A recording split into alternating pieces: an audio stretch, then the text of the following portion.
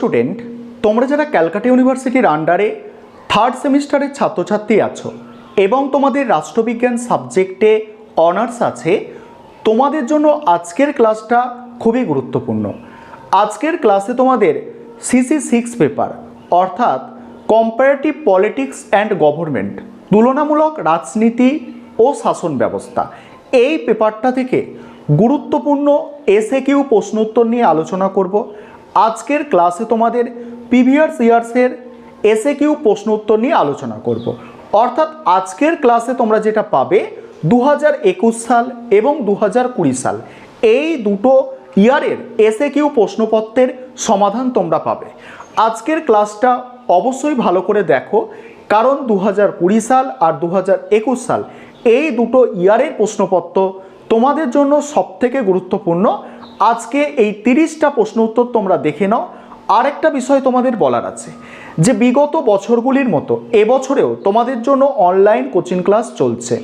তোমরা যারা অ্যাডমিশন নিতে ইচ্ছুক আছো, স্ক্রিনে যে নম্বরটা দেখতে পাচ্ছ এই নম্বরে যোগাযোগ করে অ্যাডমিশন নিতে পারো। আমাদের প্রত্যেকটা টপিক অর্থাৎ প্রত্যেকটা প্রশ্ন আলোচনা করে দেওয়া হয় এবং সেগুলোর কিন্তু নোটসও দিয়ে দেওয়া হয়। আর তোমরা যারা ইউটিউবে আমাকে আগের সেমিস্টার থেকে দেখছো, তোমরা জানো যে যা সাজেশান তোমাদের দিয়ে থাকি সেখান থেকে 100%ই কমন চলে আসে। চলো আজকে এই দুটো ইয়ারের প্রশ্নপত্র তোমরা দেখে নাও এবং তোমরা যারা অ্যাডমিশন নিতে চাইছো স্ক্রিনে যে নম্বরটা দেখতে পাচ্ছ এই নম্বরে যোগাযোগ করে অ্যাডমিশন নিতে পারো। তোমরা প্রশ্নের উত্তরগুলো দেখে নাও। প্রথমে তোমরা দেখো 2021 সালে যে প্রশ্নপত্রটা ছিল সেই প্রশ্নপত্রের অ্যান্সারগুলো দেখে নাও। 1 নম্বর প্রশ্ন, তুলনামূলক রাজনীতির দুজন প্রবক্তার নাম। দুজন প্রবক্তার নাম হচ্ছে, একজন হচ্ছেন কোলম্যান আর একজন হচ্ছে লিচফার্ট। দ্বিতীয় প্রশ্ন, তুলনামূলক শাসন ব্যবস্থা ও তুলনামূলক রাজনীতির মধ্যে একটা পার্থক্য। এই প্রশ্নটা খুব গুরুত্বপূর্ণ একটা প্রশ্ন। অ্যান্সারটা দেখে নাও। তুলনামূলক শাসন ব্যবস্থার দৃষ্টিভঙ্গি হলো একমুখী। এই যে তুলনামূলক শাসন ব্যবস্থা, সেখানে দৃষ্টিভঙ্গি হচ্ছে একমুখী, অর্থাৎ সেখানে রাজনৈতিক বিষয় নিয়ে কেবলমাত্র আলোচনা হয়। ঠিক আছে, অর্থাৎ এখানে বিশেষ বিশেষ বিষয়কে কেন্দ্র করে সমগ্র আলোচনা আবর্তিত হয়, কোনো একটা বিষয়কে কেন্দ্র করে আলোচনা আবর্তিত হয়। অন্যদিকে তুলনামূলক রাজনীতি হলো বহু বিষয়মুখী। এখানে একই সাথে অনেক বিষয় আলোচনা হয়, অর্থাৎ বিভিন্ন দেশের মধ্যে রাজনীতি, অর্থনীতি, আরও যেসব আছে বিভিন্ন প্রতিষ্ঠান, সব কিছুই কিন্তু তুলনামূলক রাজনীতির মধ্যে আসে, কিন্তু তুলনামূলক শাসন ব্যবস্থার মধ্যে এগুলো সব কিছু আসে না। শাসন ব্যবস্থা বলতে সরকার এবং সরকারের বিভিন্ন বিভাগকে নিয়ে যে আলোচনা সেটাকেই বোঝায়। পরের প্রশ্ন, রাজনীতি বলতে মূল্যের কর্তৃত্ব সম্পন্ন বন্টনকে বোঝায়। এটা কে বলেছেন? এটা বলেছেন ডেভিড ইস্টন। এই প্রশ্নটা ঘুরিয়ে আসতে পারে যে ডেভিড ইস্টন রাজনীতিকে কি বলেছেন? রাজনীতিকে মূল্যের কর্তৃত্ব সম্পন্ন বন্টন বলেছেন। পরের প্রশ্ন দেখো, দ্বৈত শাসক। দ্বৈত শাসকের অস্তিত্ব কোন দেশের শাসন ব্যবস্থায় লক্ষ্য করা যায়? মার্কিন যুক্তরাষ্ট্রে দ্বৈত শাসকের অস্তিত্ব লক্ষ্য করা যায়।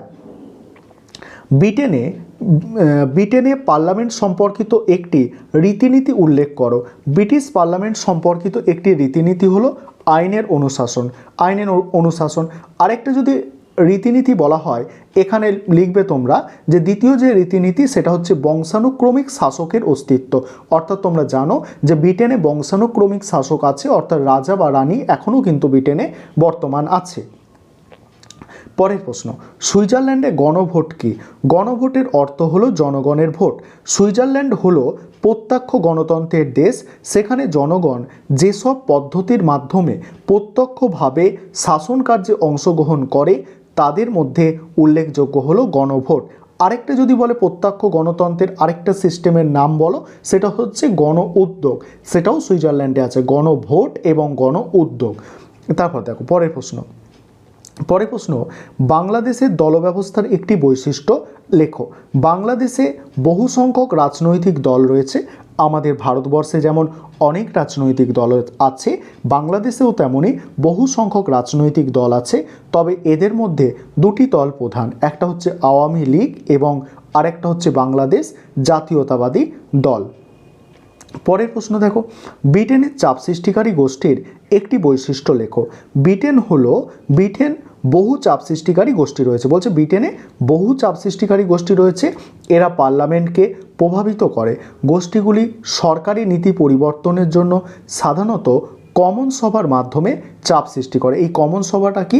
ব্রিটেনের যে পার্লামেন্ট অর্থাৎ আইনসভা, তার নিম্নকক্ষ হচ্ছে কমন সভা, আর উচ্চকক্ষের তোমরা নাম জানো লর্ড সভা। তারপরে দেখো রাশিয়ার সংবিধান এককেন্দ্রিক না যুক্তরাষ্ট্রীয়? রাশিয়ার সংবিধান হচ্ছে যুক্তরাষ্ট্রীয়। তারপরে প্রশ্ন, গণসাধারণতন্ত্রী চীনের শাসন ব্যবস্থায় সবথেকে গুরুত্বপূর্ণ কমিটির নাম কি? সবথেকে গুরুত্বপূর্ণ কমিটি হচ্ছে জাতীয় গণকংগ্রেসের স্ট্যান্ডিং কমিটি।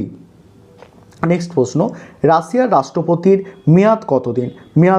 মেয়াদকাল কত? 4 বছর। এখানে আরেকটা বিষয় তোমাদের বলে রাখি, রাশিয়ায়ও মানে রাষ্ট্রপতি শাসিত শাসন ব্যবস্থা আছে, মার্কিন যুক্তরাষ্ট্রেতেও রাষ্ট্রপতি শাসিত শাসন ব্যবস্থা আছে, আর মার্কিন যুক্তরাষ্ট্রের রাষ্ট্রপতিরও কার্যকাল কিন্তু ওই 4 বছর। এটা কিন্তু মনে রাখবে, রাশিয়ারও 4 বছর রাষ্ট্রপতির কার্যকাল, আর মার্কিন যুক্তরাষ্ট্রেরও 4 বছর। এইভাবে যদি মনে রাখো পরীক্ষার সময় অনেক সুবিধা হবে আর কি। ফ্রান্সের ক্যাবিনেটের সভাপতিত্ব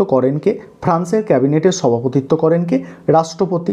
পরের প্রশ্ন, ব্রিটেনে বিচার ব্যবস্থার যে কোনো একটি বৈশিষ্ট্য।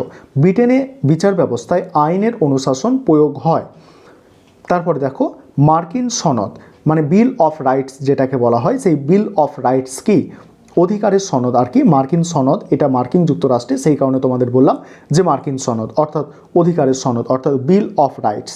মার্কিন যুক্তরাষ্ট্রের সংবিধান গৃহীত হওয়ার পর প্রথম 10টি সংশোধন হয়। প্রথম হচ্ছে 10টি সংশোধন হয়।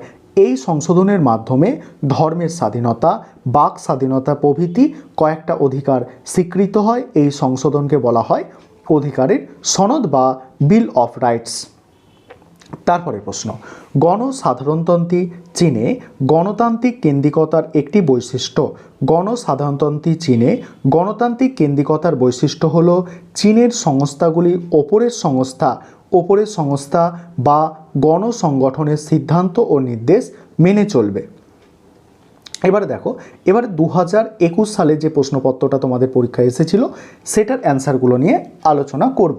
প্রথম প্রশ্ন, তুলনামূলক রাজনীতি পাঠে পরিসংখ্যানমূলক পদ্ধতির দুজন প্রবক্তা। পরিসংখ্যানমূলক পদ্ধতির প্রবক্তা হচ্ছেন জেমস স্মিথ এবং অডাম, আরেকজনেরও নাম এখানে লেখা আছে, দেখো বোগারাস।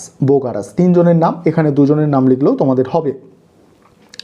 রবার্ট মার্টনের নামের সাথে তুলনামূলক রাজনীতির কোন বিশ্লেষণ ধারা যুক্ত?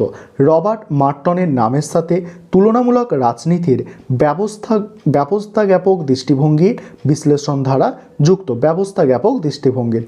নয়া প্রতিষ্ঠানবাদের 2 জন প্রবক্তা, জন রলস হায়েক আর হচ্ছে রবার্ট নজিক। রাজনৈতিক অর্থনীতির যে কোনো একটি বৈশিষ্ট্য উল্লেখ করো। রাজনৈতিক অর্থনীতির বৈশিষ্ট্য হলো অর্থনীতির রাজনীতির নিয়ন্ত্রক। অর্থনীতি রাজনীতির হচ্ছে কি নিয়ন্ত্রক। পরের প্রশ্ন, আমেরিকার যে কোনো একটি নিয়ন্ত্রণ ও ভারসাম্য নীতির উদাহরণ। আমেরিকার একটি নিয়ন্ত্রণ ও ভারসাম্য নীতি হচ্ছে রাষ্ট্রপতির ভেটো ক্ষমতা আর হচ্ছে বাণী প্রেরণ, দুটো এখানে লেখা আছে। এককেন্দ্রিক শাসন ব্যবস্থার একটি উদাহরণ। দেখো, এককেন্দ্রিক শাসন ব্যবস্থার একটি উদাহরণ ব্রিটেনের শাসন ব্যবস্থা হচ্ছে এককেন্দ্রিক শাসন ব্যবস্থা। পরের প্রশ্ন, ব্রিটেনের দল ব্যবস্থার একটি বৈশিষ্ট্য। দেখো, ব্রিটেনে প্রধানত দ্বিদলীয় ব্যবস্থা বর্তমান আছে, রক্ষণশীল দল আর হচ্ছে শ্রমিক দল, দুটো দল প্রধান, একটা হচ্ছে রক্ষণশীল দল আর একটা হচ্ছে কি শ্রমিক দল। নেক্সট প্রশ্ন, মার্কিন যুক্তরাষ্ট্রের চাপ সৃষ্টিকারী গোষ্ঠীর একটি বৈশিষ্ট্য লেখো। মার্কিন চাপ সৃষ্টিকারী গোষ্ঠীগুলি সরকারি সিদ্ধান্তকে প্রভাবিত করে এবং সরকারি আনুকূল্য লাভের উদ্দেশ্যে সিদ্ধান্ত গ্রহণের বিভিন্ন কেন্দ্রে হাজির হতে চেষ্টা করে। তারপরে, মার্কিন আইনসভার 3য় কক্ষ বলতে কি বোঝায়? মার্কিন আইনসভার 3য় কক্ষ, মার্কিন আইনসভায় রাষ্ট্রপতি ভবন বা হোয়াইট হাউসকে 3য় কক্ষ বলা হয়। নেক্সট প্রশ্ন, ব্রিটেনের শাসন ব্যবস্থায় যে কোনো একটি কমিটির নাম লেখো। স্থায়ী কমিটি হলো ব্রিটেনের শাসন ব্যবস্থার একটি উল্লেখযোগ্য কমিটি। তারপরে প্রশ্ন, ব্রিটেনের রাজতন্ত্র টিকে থাকার যে কোনো একটি কারণ উল্লেখ করো।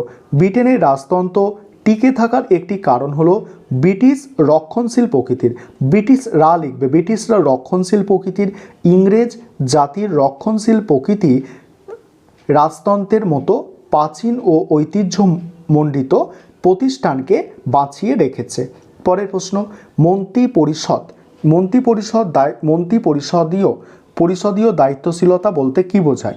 সংসদীয় শাসন ব্যবস্থায় মন্ত্রিপরিষদ বা মন্ত্রিসভা আইনসভার কাছে যৌথভাবে দায়িত্বশীল থাকে। আইনসভার কাছে তাদের কাজের হিসাব দিতে হয়, আইনসভায় আস্থা হারালে তাদের সরে যেতে হয়। ইহাই হলো মন্ত্রিপরিষদীয় দায়িত্বশীলতা। পরের প্রশ্ন, মার্কিন নাগরিকদের মৌলিক অধিকারের সংরক্ষক কে? মার্কিন নাগরিকদের মৌলিক অধিকারের সংরক্ষক হলো মার্কিন সুপ্রিম কোর্ট। পরের প্রশ্ন, চীনের প্রধান প্রকিউরেটর কার দ্বারা নির্বাচিত হন? চীনের প্রধান প্রকিউরেটর জাতীয় গণ কংগ্রেস কর্তৃক নির্বাচিত হন। তারপরের প্রশ্ন, বাংলাদেশের দুটি প্রধান রাজনৈতিক দলের নাম, একটা হচ্ছে বাংলাদেশ আওয়ামী লীগ, আরেকটা হচ্ছে বাংলাদেশ জাতীয়তাবাদী দল। এই ছিল আজকে তোমাদের ক্লাস। আজকের ক্লাসে তোমাদের 2021 সাল এবং 2020 সালে যে প্রশ্নপত্র এসেছিল সেগুলো নিয়ে আলোচনা করলাম।